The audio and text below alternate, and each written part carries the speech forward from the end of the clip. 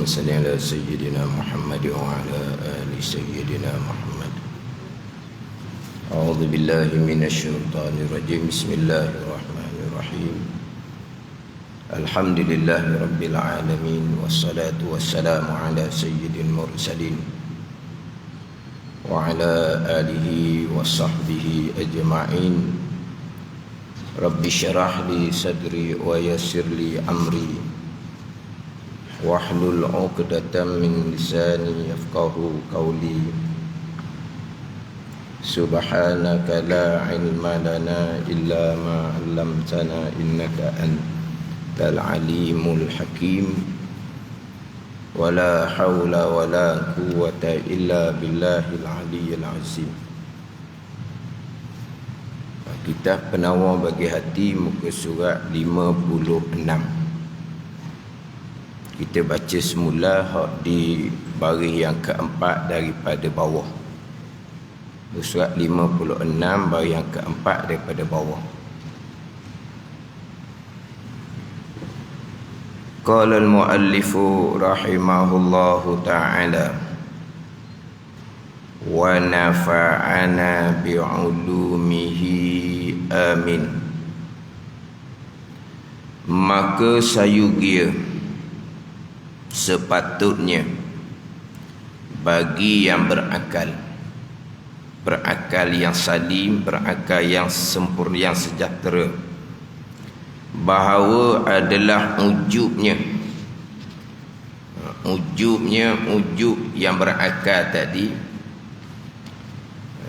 selama-lama dengan kurnia, dengan limpah kurnia Allah Subhanahu wa ta'ala dan kemurahannya, kemurahan Allah Subhanahu wa ta'ala, kerana mengurniakan oleh Allah baginya, bagi yang berakal, akan ilmu dan akal, dan memberi pertunjuk ia Allah baginya, bagi yang berakal, kepada ibadah dengan tiada ada terdahulu baginya sebab dan usaha dan ikhtiar,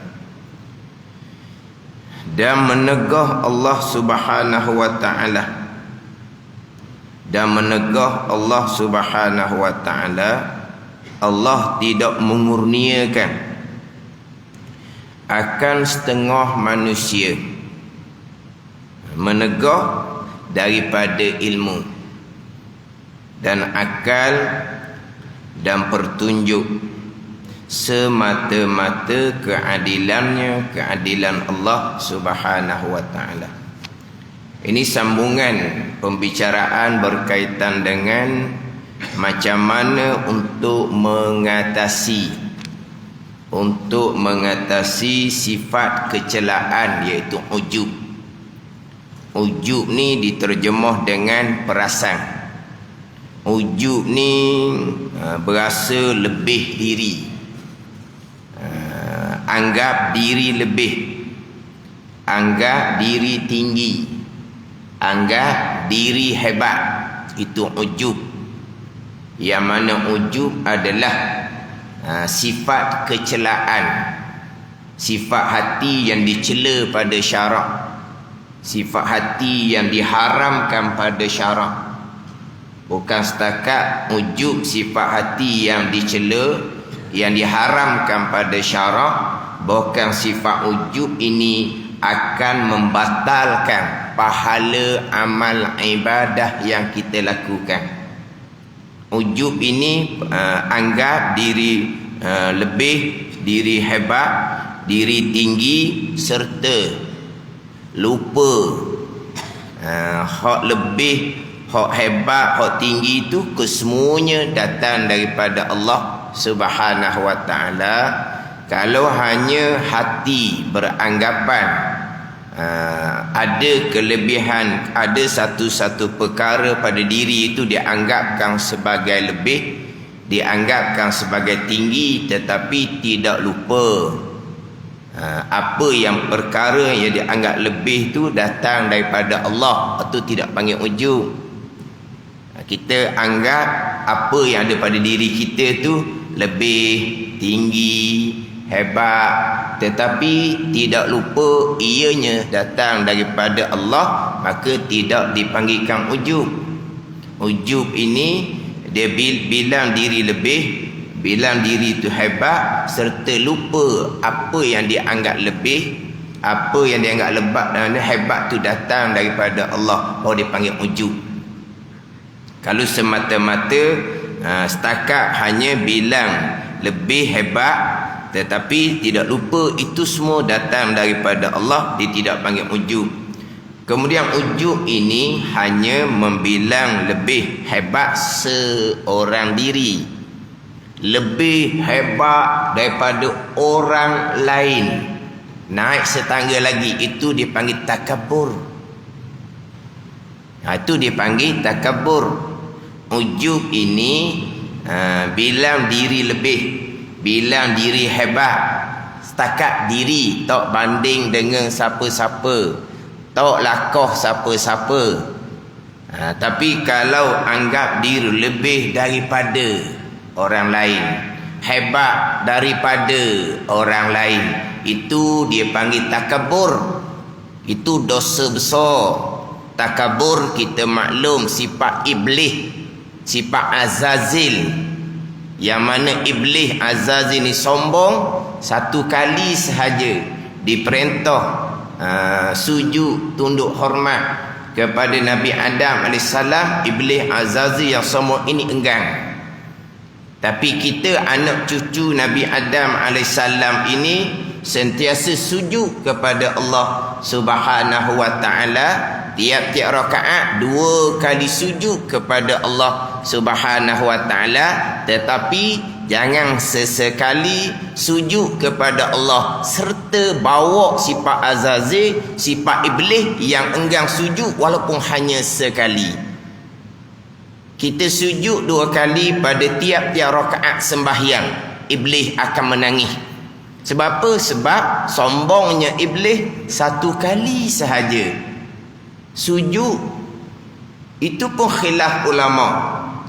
Sujud macam mana kau cara sujud yang dilakukan oleh para malaikat kepada Nabi Adam AS, yang sama diperintahkan kepada Azazil. Setengah mengatakan bukan sujud macam sujud semayang kita, sujud tunduk hormat je.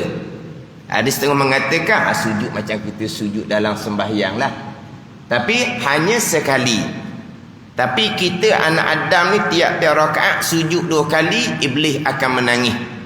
Mana pun ni anak Adam ni mana bertaat sungguh-sungguh kepada Allah, 2 kali tiap rakaat pun sujud.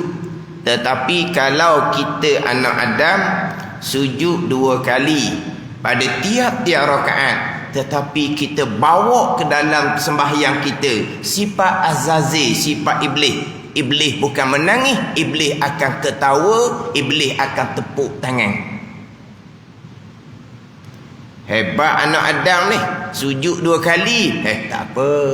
Sebab apa? Sujud kok zahir je, sujud 2 kali. Tapi kok dalam hati sifat dia, sifat iblis, sifat Azazil, Azazil akan ketawa. Kalau kita anak Adam yang sujud 2 kali pada tiap-tiap rakaat, tetapi mengekali sifat takabur, sifat sombong. Jadi bicara sifat takabur, sifat sombong telah lepas bicara. Itu sifat kecelaan yang ke-8. Kita bicara sekarang sifat kecelaan yang ke-9. Ini antara ilmu-ilmu yang wajib fardu ain kepada kita mempelajarinya dan membersihkan hati kita daripada sifat-sifat kecelaan, sifat-sifat yang diharamkan pada agama. Ini ilmu yang wajib fardu ain ke atas kita. Kemudian kita kenal dah takaburnya apa. Terdahulu bicara hasad. Hasadnya apa? Takaburnya apa? Ujubnya apa? Sifat kecelaan yang ke-10 dalam kitab Penawar bagi Hati ini, sifat riak. Riak tu apa? Ini semua sifat-sifat kecelaan, dosa-dosa besar yang mewajibkan neraka. Sifat-sifat kecelaan yang diharamkan, dosa besar yang mewajibkan neraka. Yang disebut oleh Imam dalam kitab Minhajul Abidin, terkadang seseorang meninggalkan perkara harus. Mana perkara harus? Perkara mubah. Apa dia? Tidur malam ditinggalkan untuk qiyamul lail. Tidur malam harus, kita sudah sembahyang isyak. Tinggal perkara harus, makan siang hari. Makan siang hari bukan bulan Ramadan ni, perkara harus, tapi ditinggalkan untuk berpuasa sunat, kata Imam Ghazali. Perkara harus tidur malam ditinggalkan, perkara harus makan siang hari ditinggalkan. Tiba-tiba mengekali sifat-sifat hati yang diharamkan pada syarak, yang mewajibkan neraka. Maka yang buat ibadah seumpama ni, Imam Ghazali kata, tiada sesuatu pun baginya bukan kecelakaan. Perkara harus ditinggalkan, awak ibadah qiyamul lail. Perkara harus ditinggalkan, makan siang untuk puasa sunat. Tapi dalam hatinya macam mana? Hasadnya, takaburnya, ujubnya, riyaknya, dosa-dosa besar yang haram ijma' ulama. Ini hak berkaitan dengan bab persoalan hati. Hati tempat tilik Allah Subhanahu wa ta'ala. Tapi kalau kita buat rupa ibadah, kita tak penting tilikan Allah, kita hanya penting tilikan manusia, okey je lah. Kita lakonkan rupa ibadah, kita lakonkan dengan ibadah-ibadah sunat, tapi tempat tilik Allah di hati kita tak peduli, sebab kita bukan kira kepada tilikan Allah, kita kira kepada tilikan manusia, biar manusia puji kita. Itu terpulanglah, itu lakonan. Tapi kita beribadah mengabdikan diri akan Allah. Mengabdikan diri akan Allah ni zahir dan batin. Nak mengabdi diri akan Allah zahir dan batin ni lah kembali kepada ilmu. Tapi ilmu tidak ada pengabdian diri kepada Allah zahir, dan tidak ada pengabdian diri kepada Allah hak batin. Ini hak berkaitan dengan persoalan bab hati. Kemudian macam manakah untuk mengatasi sifat ujub? Untuk mengatasi sifat ujub. Jadi kelebihan-kelebihan yang ada pada diri seseorang, kelebihan-kelebihan yang ada pada diri seseorang, ada yang tidak berkait dengan ikhtiar dan usaha seseorang, semata-mata kurniaan Allah. Contoh kitabnya, cantik rupa, elok suara. Ini tidak ada ikhtiar, pilihan, dan tidak ada usaha daripada diri kita. Itu semata-mata kurniaan Allah Subhanahu wa ta'ala. Kita jadi orang yang cerdik. Cerdik pun sama, bukan pilihan kita, bukan usaha kita. Kita lahir di kalangan keluarga-keluarga yang mulia, keluarga-keluarga yang lebih. Itu pun bukan pilihan dan usaha kita. Bukan kita yang memilih dan berusaha untuk dilahirkan daripada keluarga-keluarga yang lebih, bukan. Itu semua semata-mata kurniaan daripada Allah Subhanahu wa ta'ala. Maka tidak ada jalan atas kita untuk ujub, untuk perasaan lebih, serta lupa itu semua datang daripada Allah Subhanahu wa ta'ala. Kemudian pergi pula kepada kelebihan yang ada pada diri yang datang daripada ikhtiar dan usaha. Kelebihan yang ada pada diri seseorang yang datang daripada ikhtiar dan usaha. Didatangkan contoh berilmu, didatangkan contoh beribadah. Jadi berilmu adalah datang daripada pilihan dan usaha seseorang. Seseorang yang memilih dan seseorang yang usaha pada belajar. Kemudian beribadah. Beribadah pun sama. seseorang yang memilih dan seseorang yang melakukan ibadah. Jadi kelebihan pada diri, berilmu satu kelebihan, beribadah satu kelebihan.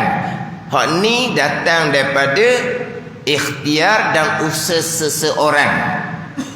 Tapi macam mana kita nak mengatasi ujub daripada kelebihan yang datang daripada ikhtiar dan usaha? Hak ni kita kena kembali kepada ilmu. Kita jangan lupa, walaupun berilmu kita, pilihan dan usaha kita, buat amal ibadah kita, pilihan dan usaha kita hanya disandarkan pilihan dan usaha kita pada zahir sahaja. Hakikinya kita memilih untuk belajar dan dapat ilmu datang daripada Allah Subhanahu wa taala.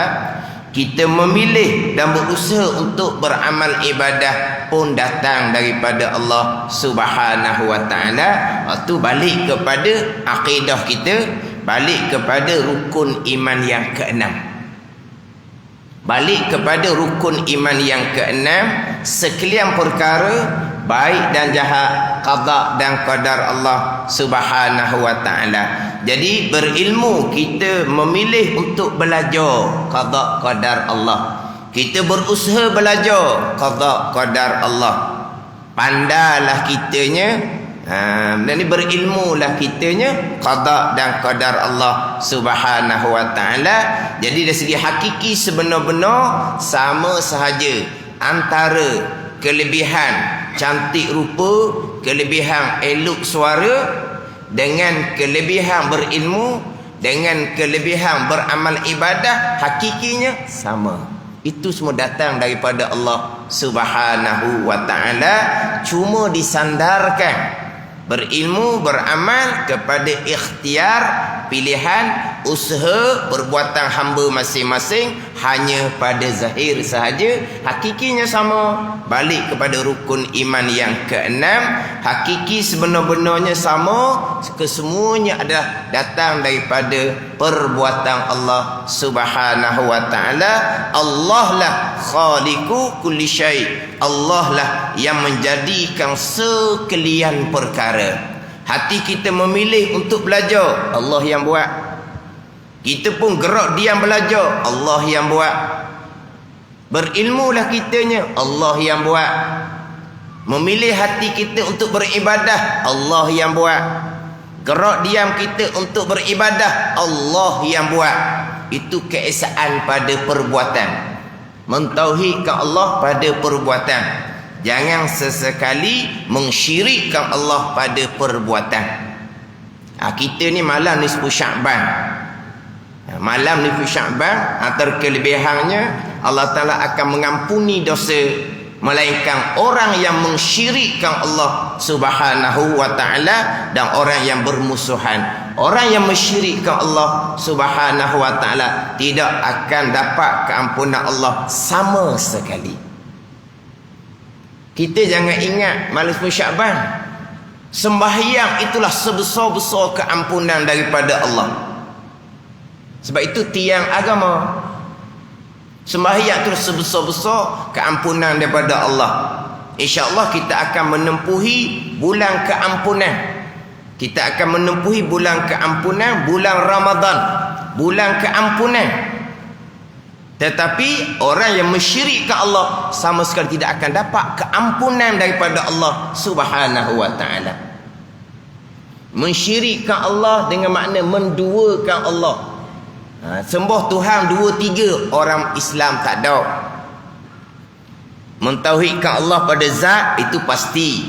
Maknanya kita hanya menyembah Allah Subhanahu wa ta'ala. Hak menyembah banyak Tuhan, tu puak kafir tu.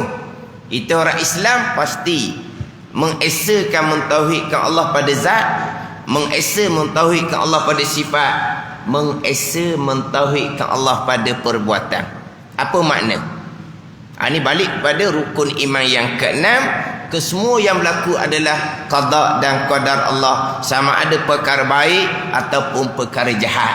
Berpegang di akidah, Ada perkara yang berlaku bukan datang dari perbuatan Allah, perbuatan hamba sendiri, itu mensyirikkan Allah pada perbuatan. Bukan malam nisfu Syaban, bahkan sembah 5 waktu sekalipun, sembahyang Jumaat sekalipun, Ramadan sekalipun, haji umrah sekalipun, tidak akan diampuni oleh Allah Subhanahu wa taala dosa mensyirikkan Allah Subhanahu wa taala. Ini kena kejap molek. Apa makna orang-orang yang beriman, orang-orang yang mentauhidkan Allah Subhanahu wa taala? Ini pegangan masing-masing. Hak cakap mulut tu cakap asbab. Tu tak ada salah tu. Cakap bak wairah ke, cakap bak obat ke, cakap bak itu ini tu hanya cakap asbab, tak ada salah tu. Wairah, apa nama wairah, bubuh nama apa sekalipun, itu hanya cakap asbab. Kemudian pencegahan dia apa, pencegahan apa, vaksin apa, obat ke, itu hanya percakapan asbab. Itu tak salah. Tapi di sini macam mana iman kita, akidah kita macam mana, tauhid kita macam mana, ini masing-masing. Percakapan ialah kalau makan nasi, kenyanglah kitanya. Kalau minum air, hilanglah dahaga kitanya. Kipas pulak besar, sejuklah kitanya, selesalah kitanya. Itu hanya cakap asbab, tidak salah. Pegangan kita macam mana. Ini bab iman, ini bab akidah, ini bab tauhid. Maknanya apa yang ada kelebihan pada diri kita adalah datang daripada kurniaan Allah Subhanahu wa taala, datang daripada qada dan qadar Allah Subhanahu wa taala. Jadi seseorang yang dikurniakan ilmu oleh Allah, seseorang yang diberi petunjuk oleh Allah, itu semua adalah pilihan Allah. Itu semua pilihan Allah, qada Allah.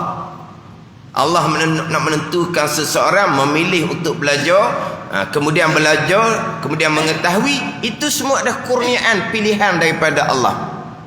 Tak ada sebab apa-apanya.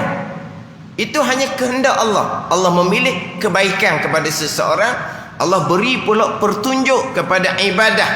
Itu pun pilihan Allah, kehendak Allah Subhanahu wa taala. Sebaliknya, setengah manusia Allah tegah dia daripada ilmu, setengah manusia Allah tegah dia daripada petunjuk kepada melakukan amal ibadah. Itu dengan keadilan Allah Subhanahu wa taala. Jadi maknanya kalau kita dikurniakan kelebihan berilmu, beramal, pilihan Allah, yang mana kita wajib bersyukur kepada Allah Subhanahu wa taala. Tak ada jalan ujub, sebab bukan barang kita pun pada hakikinya. Nak takabur, lagilah tak ada jalan untuk takabur, sebab ini semua adalah pilihan Allah, kurniaan Allah Subhanahu wa taala. Sebaliknya, setengah manusia Allah tegah dia daripada ilmu, Allah tegah dia daripada petunjuk dengan semata-mata keadilan Allah Subhanahu wa taala. Ini ayat dalam kitab Penawar Bagi Hati. Inilah landasan akidah Ahli Sunnah wal Jamaah. Allah menegah seseorang daripada ilmu, Allah menegah seseorang daripada petunjuk kepada ibadah. Duduk dalam kejahilan, duduk dalam keadaan meninggalkan ketaatan kepada Allah Subhanahu wa taala, akhirahnya dibalaskan dengan neraka Allah Subhanahu wa taala. Itu dengan keadilan. Sebab apa? Hak dia belaka. Ni kita baliklah pula kepada baik iman dan taat. Rukun nikmat yang keenam adalah qada dan qadar Allah. Jahat, kufur dan maksiat seseorang datang dari qada dan qadar Allah, rukun iman yang keenam. Tak ada hak ni, balik awal. Tak ada hak rukun iman yang keenam, tak ada. Tak ada bicara. Bukan bicara amal sunat, bicara sembahyang sekalipun, bicara puasa Ramadan sekalipun, bicara haji umrah sekalipun. Tapi kalaulah tidak lengkap keenam rukun iman, tidak akan diterima oleh Allah Subhanahu wa taala. Yang jelas rukun mereka enam perkara jahat. Apa dia jahat? Kufur dan maksiat. Seseorang kufur, tidak beriman, itu qada dan qadar Allah. Seseorang melakukan kemaksiatan, hati memilih untuk melakukan kemaksiatan, itulah perbuatan Allah. Gerak diam dia melakukan kemaksiatan, itulah perbuatan Allah Subhanahu wa taala. Itu pegangan kita. Yang baik daripada Allah, yang tak baik datang daripada diri sendiri, itu adab percakapan. Wajib kita bercakap seumpama itu. Haram kita menyandarkan ke perkara yang jahat, perkara yang buruk kepada qada dan qadar Allah. Haram, dosa besar. Kita menyandarkan perkara jahat kepada qada dan qadar Allah. Tapi pegangan balik kepada rukun iman yang keenam. Itu pegangan. Sebaliknya, kalaulah berpegang di akidah, perkara jahat, kufur dan maksiat bukan datang dari qada dan qadar Allah, tak ada apa dah. Licin, tak ada. Amal ibadah sama sekali tidak akan diterima oleh Allah Subhanahu wa taala. Sebab apa? Sebab tidak lengkap keenam rukun iman. Ini rukun iman. Tak ada satu rukun, tak ada lah. Macam contoh rukun semayang lah 13. Tak ada satu, tak ada lah semayangnya, walaupun 12 comel sekalipun. Macamlah rukun-rukun yang lain. Ini rukun iman, akidah kita. Berpegang perkara jahat bukan datang dari qada dan qadar Allah, tak ada apalah. Amal ibadah sama sekali tidak akan diterima oleh Allah Subhanahu wa taala. Di banyak lagi lah hak rukun yang keenam ni, hak keluar pegangan-pegangan yang sampai tahap terpesongnya, sampai tahap kafir. Tapi ini bukan bicara zahir, ini kita bicara iman. Islam bicara zahir, iman bicara kepercayaan. Kalau kata kafir bukan batal Islam, dia tetap orang Islam, bermuamalah dengannya sebagai orang Islam, mati dianya diuruskan jenazah sebagai orang Islam. Ini bicara iman. Terpesong di rukun iman sampai tahap kafir ijma' ulama, kekal neraka selama-lamanya. Kalaulah bertaubah kemudian berbetul balik pegangan, sembahyang ke, puasa ke, haji ke, yang dilakukan pada masa berpegang dengan akidah yang kafir, wajib diqadakan kesemuanya, kena qada kembali. Sebab tidak sah sembahyang, puasa, haji serta dengan akidah yang kafir ijma' ulama. Ini pegangan masing-masing. Zahir, macam cakap zahir, kita cakap asbab lah. Cakap virus ke, obat ke. Tapi kalau berpegang di akidah, virus itulah semata-mata yang memudaratkan manusia. Berpegang di akidah, obat itulah yang boleh mencegah daripada virus itu memudaratkan manusia. Berpegang ni, bukan bercakap tu asbab. Berpegang di akidah, makna virus itulah semata-mata yang memudaratkan, obat itulah semata-mata yang beri manfaat. Ini tak ada lah kafir ijma' ulama. Sebab An-Nafi' Ad-Dar adalah Allah Subhanahu wa taala. An-Nafi' asma Allah 99. Ad-Dar Tuhan yang beri manfaat, Allah Subhanahu wa taala. Yang beri mudarat pun Allah Subhanahu wa taala. Itu cerita kalau berpegang. Ini kita tak boleh menghukum. Sebab kita semua orang Islam.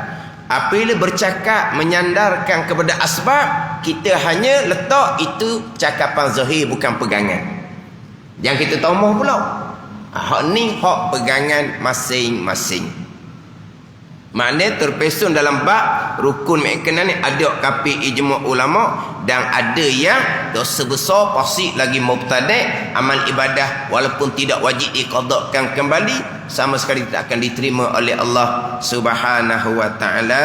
Tetapi seseorang terbuka hati untuk belajar, seseorang diberi kekuatan untuk beribadah, kesemuanya kurniaan Allah Subhanahu wa taala. Kemudian Allah menegah pula akal setengah daripada manusia, daripada ilmu, daripada petunjuk. Itu semata-mata keadilan Allah Subhanahu wa taala. Dalam ayat Al-Quran Allah Ta'ala berfirman, faman yuridillahu an yahdiyahu yashrah sadrul Islam wa man yurid an yudillahu yaj'al sadrahu dayiqan haraja. Sesiapa yang menghendaki oleh Allah bahawa Allah memberi hidayah akannya, Allah akan buka hatinya kepada agama. Sesiapa yang menghendaki oleh Allah bahawa menyesak oleh Allah akan sesiapa, nescaya Allah akan menjadikan dadanya sempit, tidak terbuka pun untuk jalan petunjuk. Cerita bab ilmu, cerita bab amal ibadah, cerita bab ilmu, cerita bab amal ibadah, hati tidak terbuka. Itu sesiapa yang Allah menghendaki, Allah nak menyesak akan-akannya. Sebab baik datang daripada qada dan qadar Allah, jahat pun datang daripada qada dan qadar Allah Subhanahu wa taala. Sebab tu kalau kita syariat, kita menyampaikan syariat, kita memberi nasihat. Syariat diperintahkan kita suruh makruf, cegah mungkar. Itu perintah syariat. Menyampaikan nasihat, suruh makruf, cegah mungkar. Ada yang mudah-mudah turun, ada yang tak peduli pun, bahagian masing-masing. In khairan fa khairun wa in syarran fa syarrun. Kalau Allah kehendak kebaikan, dia akan dapat kebaikan. Allah kehendak kejahatan, dia akan dapat kejahatan. Bahagian masing-masing. Tapi tugas dari segi syariatnya, kita suruhlah nasihat. Ada orang suruh semayang mudah-mudah je, ada orang sebut semayang dia buat senyap je. Suruh tutup aurah, ada orang yang ikut mudah-mudah, ada orang disenyak je. Sama juga belajar fardu ain, wajib ijma' ulama. Fardu ain tauhid wajib kena belajar, fardu ain fiqh wajib kena belajar, fardu ain tasawuf wajib kena belajar. Ada orang mudah-mudah je, ada orang tak terbuka pun, bahagian masing-masing. Sebab apa? Sebab hati bukan milik kita, hati milik Allah Subhanahu wa taala. Allah lah muqallibal qulub. Yang kita baca doa sebelum salam tu kan, ya muqallibal qulub sabit qalbi ala dinika wa ala ta'atik. Wahai Tuhan yang membalik-balikkan hati, tetap hati aku atas agama Engkau dan ketaatan kepada Engkau. Mana hati kita milik Allah, Allah yang pusing, bukan kita yang menguasai hati kita. Sebab tu kadang-kadang mudah je nak kepada kebaikan, dia pun kadang-kadang pelik. Kalau kira adat kata tak minat mana, tapi jadi mudah. Sebab apa? Tuhan balik ke hati seumpama tu.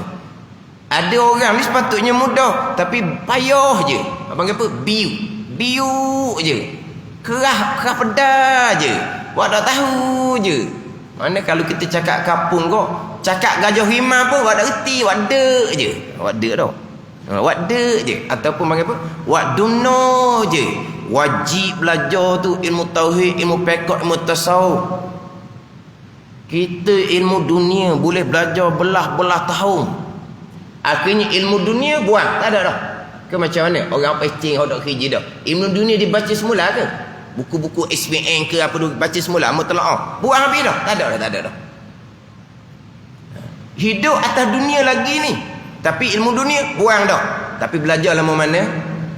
Ilmu agama untuk bekal akhirah, penentuan untuk nasib di hari akhirah. Kalau bahagia selama-lama, kalau celaka selama-lama. Ilmunya kita belajar banyak mana, lama mana kita belajar, kita tak peduli. Tapi kita kata kita nak buat amal ibadah bekal akhirah. Amal ibadah ada berdasarkan kepada ilmu, terutama sekali dalam bab pegangan. Nabi bersabda, al-ilmu imamul amali wal amalu tabi'uh. Innahu yamsu ada wa yuhramu asyiya. Nabi kata, ilmu pendahuluan kepada amalan. Amalan yang paling besar iman, akidah. Ilmu yang paling besar ilmu iman, ilmu akidah. Dan amal ibadah ialah mengikut ilmu.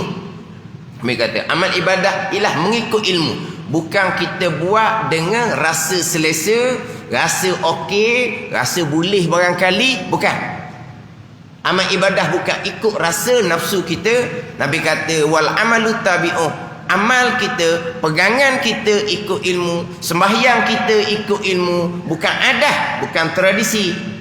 Membaca Al-Quran kita ikut ilmu dengan musyabahah, adat negeri betul-betul, dan guru kata Quran kamu bagus, Fatihah kamu bagus, Yasin kamu bagus, Kahfi kamu bagus, Waqiah kamu, Mulk kamu. Barulah kita beramal turut ilmu, bukan hanya baca pandai-pandai. Kalau baca pandai-pandai, terkadang Fatihah pun tak luluh.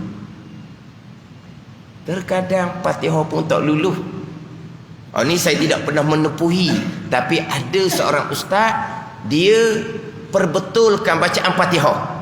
Dia bukan perbetulkan bacaan Fatihah, dia perbetulkan semua bacaan yang ada dalam sembahyang.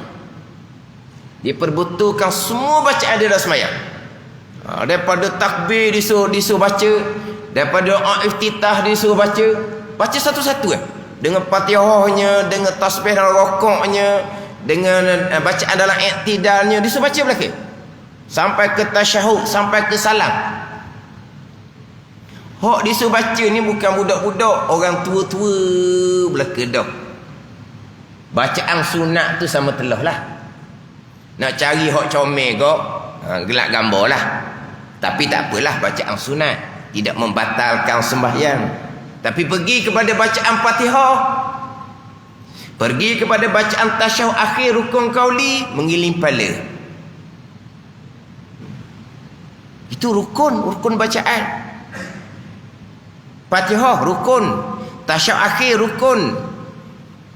Kalau Fatihah, kalau kita tidak belajar, tapi kita dengar semua Fatihah, tu imam baca kuat sentiasa Fatihah. Tu imam pula, tu imam hok kori sedap belaka baca. Kita dengar semua. Tapi kalau kita tidak belajar dengan guru, Fatihah kita tak akan betul.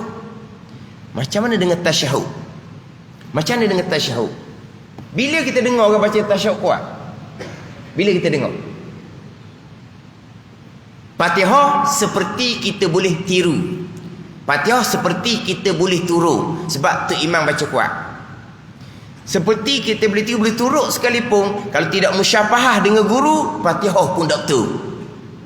Bukan cerita Yasin ni, Fatihah pun tak betul. Macam dengan tasyahud, kita nak tiru siapa? Kita nak turut siapa? Sebab tidak ada orang baca tasyahud dengan kuat. Cuma saya sekali je jumpa sekali semayang baca kuat belaka. Di waktu kelah maghrib untuk budak-budak, lepas isyak berjemaah, tu imam tu baca kuat belaka. Tu nak berlatih. Tu lah pertama kali dengar. Doa iftitah pun baca kuat, tasyahud pun baca kuat. Tu pertama kali dengar orang baca tasyahud kuat. Tapi waktu tu dalam belajar, tapi dia semayang dia isyak. Maknanya kalau Fatihah yang kita seperti boleh tiru, yang kita seperti boleh turut, kerana imam baca kuat dengan sedap, pun salah Fatihah kita, rukun semayang. Macam mana tasyahud, rukun qauli. Ni sembahyang tiang agama. Tak ada tiang agama, tak ada lah pahala puasa, pahala zakat, pahala haji, pahala baca Quran. Nak letak di mana kalau tiang agama tidak ada? Macam mana kita dengan ilmu dunia belah-belah tahun tadi, kita nak menghadap Allah Subhanahu Wa Taala, nak minta keuzuran, ya Allah, Fatihah panjang ya Allah, saya tak sempat nak belajar. 7 ayat, satu surah daripada 114 surah sahaja. Satu surah daripada 114 surah sahaja, yang mengandung 7 ayat sahaja. Hak itulah satu-satunya daripada budak sampai ke mati, tiap-tiap rakaat itu sahaja. Bayangkan kalau rukun bacaan, rakaat pertama Al-Baqarah contohnya, rakaat kedua Al-Imran contohnya, 17 rakaat, 17 surah. Macam mana?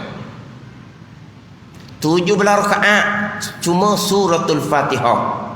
Tiap-tiap rakaat sembahyang sunat suratul Fatihah. Tapi tidak berhadapan dengan guru, tidak menuruti ilmu, Fatihah kita salah. Kita menghadap dengan Allah Ta'ala pada masyarakat, kita ada jalan ke nak minta uzur, nak minta kemaafan.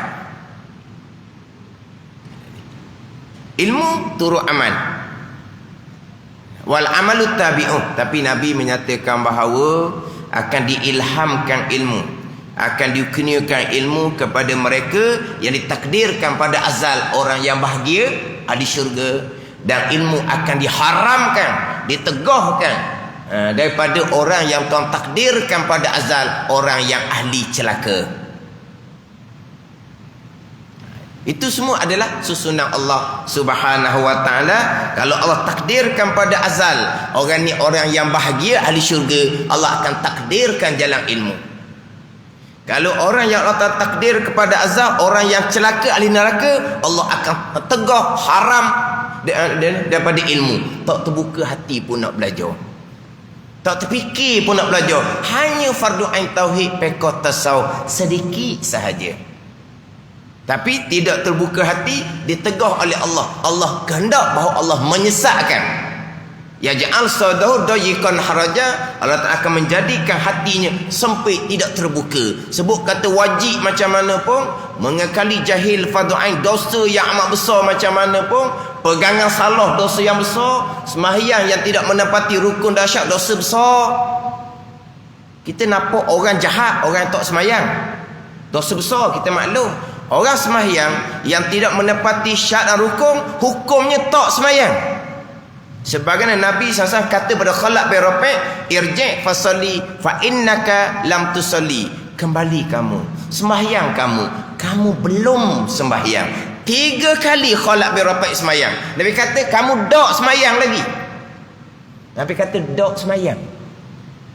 Khalid bin Rafi' sembahyang 3 kali dah, buat reka-reka, buat pandai-pandai. Nabi kata kamu belum sembahyang. Kalau orang tinggal sembahyang itu dosa besar, orang yang sembahyang tidak menepati syarat dan rukun, belum sembahyang, dosa besar lah. Macam nak dengar dosa besar, riak, ujub, takabur, hasad. Hak ni ke kita nak bawa dalam sembahyang kita, nak bawa dalam Ramadan kita, nak bawa dalam kehidupan diri kita, kehidupan keluarga, anak bini kita. Tambahan pula kalau kita sebagai ketua keluarga, kita nak bawa agama macam mana pada dalam diri kita, dalam keluarga kita macam mana. Kita dahulu ilmu dunia semata-mata, ilmu agama. Anak-anak kita ilmu dunia semata-mata, ilmu agama. Tapi rupa zahirnya nampak comel lah, semayang tak pernah tinggal, puasa Ramadan tak pernah tinggal, mengerjakan haji umrah kadang-kadang bukan hak wajib dah, hak sunat, hak zahirnya. Tapi dengan ilmu ataupun tidak, Nabi kata Allah Ta'ala akan buka jalan ilmu kepada sesiapa yang ditakdirkan pada azal orang yang bahagia, dan Allah Ta'ala akan sekat ilmu, haramkan ilmu akan sesiapa yang Allah takdirkan pada azal orang yang celaka, ahli neraka. Mana bahagian masing-masing menyampaikan tugas syariat, menasihati tugas syariat. Tapi kita kena sentiasalah memohon kepada Allah, biar Allah sentiasa buka hati kita kepada 2 permata, ilmu dan ibadah. 2 permata kita mengatakan kitab Minhaj, ilmu dan ibadah. Bukan ilmu nak jadi orang alim ni, ilmu nak jadi orang beragama. Ilmu ni jadi orang alim kena ngaji pondok lah. Kita hanya berilmu untuk jadi orang yang beragama, yang lengkap bahagian Islamnya, yang lengkap bahagian imannya, yang lengkap bahagian ihsannya. Ini orang beragama. Ilmu untuk memastikan usuluddin, tapak agama kita, iman, akidah ahli-sunnah wal jamaah.